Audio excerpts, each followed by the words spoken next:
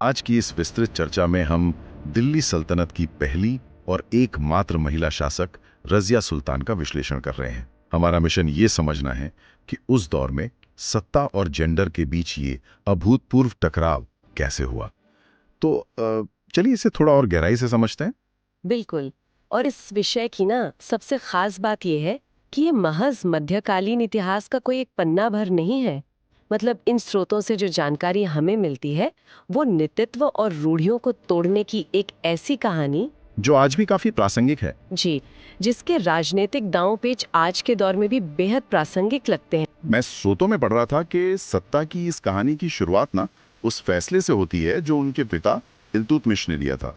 मतलब उनके पास रुकनुद्दीन फिरोज जैसे बेटे थे जो गद्दी के स्वाभाविक दावेदार माने जाते थे। हाँ, दावेदार तो थे ही, लेकिन पिता ने विरासत अपने अयोग्य बेटों के बजाय रजिया को सौंपी। यहाँ सबसे दिलचस्प बात यह है कि इल्तुतमिश ने अचानक से बस ये घोषणा नहीं कर दी थी। अच्छा। जी, इसके पीछे एक पूरी प्रक्रिया थी। मतलब मैं बता रही थी ना कि उन्होंने बाकायदा रजिया को युद्ध कला सिखाई, प्रशासन चलाने की ट्रेनिंग दी। एक तरह से उन्हें पूरी तरह तैयार किया। बिल्कुल तैयार किया। और जब 1236 ईस्वी में रुकनुद्दीन फिरोज का शासन पूरी तरह विफल हो गया, तब जाकर रजिया को सत्ता मिली। लेकिन गद्दी पर बैठते ही उन्होंने जो पहला कदम उठाया वो बहुत बड़ा राजनीतिक बयान था। उन्होंने खुद के लिए सुल्ताना शब्द का इस्तेमाल करने से इनकार कर दिया। हाँ, और खुद को सुल्तान घोषित किया। इसका कारण बहुत स्पष्ट था। भाषा ना राजनीति का एक बहुत बड़ा हथियार होती है। सही बात। सुल्ताना का मतलब होता है शासक की पत्नी। रजिया ये संदेश नहीं देना चाहती थी कि उनकी पहचान किसी की पत्नी होने से है। यहाँ कहानी और भी रोचक हो जाती है, क्योंकि क्योंकि सत्ता का ताज पहनना एक बात है, लेकिन एक पुरानी सोच वाले समाज में उसे अपने तरीके से चलाना एकदम अलग चुनौती है। बिल्कुल। स्रोतों में जिक्र है कि उन्होंने पर्दा प्रथा को पूरी तरह त्याग दिया।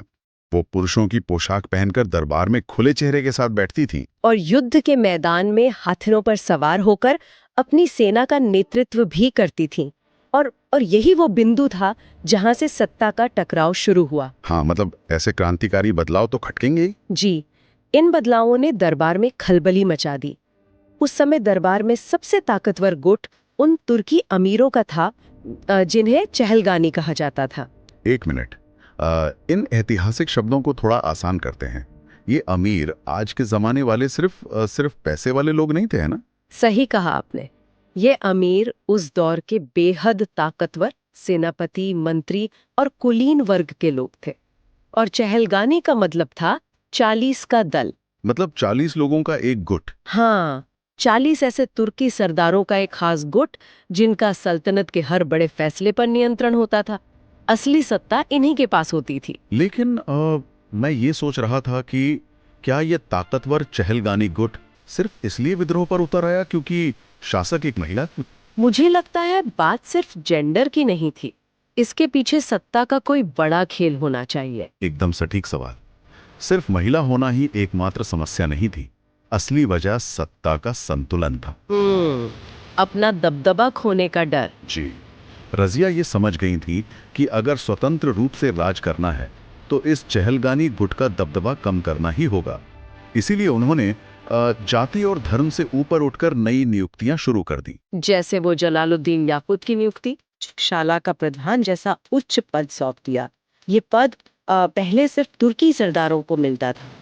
तो ये तो बिल्कुल ऐसा हो गया ना कि जैसे किसी पुरानी कंपनी का बोर्ड ऑफ डायरेक्टर्स सालों से अपनी मनमानी कर रहा हो। हाँ। और अचानक एक नया सीईओ आकर कंपनी में बाहर से नियुक्तियां करने लगे ताकि उन डायरेक्टर्स का एकाधिकार टूट सके। बिल्कुल यही हुआ। चहलगानी को लगा कि रजिया बाहरी लोगों को लाकर उनका सदियों पुराना एकाधिकार खत्म कर रही है।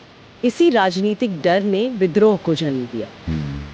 बठिंडा के गवर्नर मलिक अल्तुनिया ने इसी असंतोष का फायदा उठाया और बगावत कर दी। तो इस चौतरफा राजनीतिक चक्रव्यूह का नतीजा क्या निकला?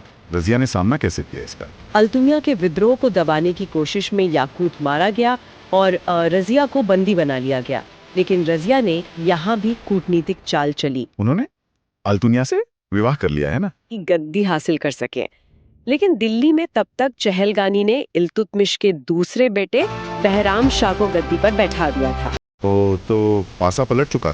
हाँ, रजिया और अल्तुमिया की संयुक्त सेना बहराम शाह से हार गई और भागते समय 1240 ईस्वी में उनकी हत्या कर दी गई। तो उनका शासनकाल महज 4 साल का रहा, बहुत ही छोटा। जी, लेकिन अगर हम इसे व्यापक संदर्भ में देखें तो भले ही ये शासन सिर्फ 4 साल का था, इसका प्रभाव बहुत गहरा था। एक मिसाल बन गई। बिल्कुल, रजिया ने ये साबित कर दिया कि एक कुशल शासक होने के लिए जो क्षमता चाहिए, उसका जेंडर से कोई लेना देना नहीं है।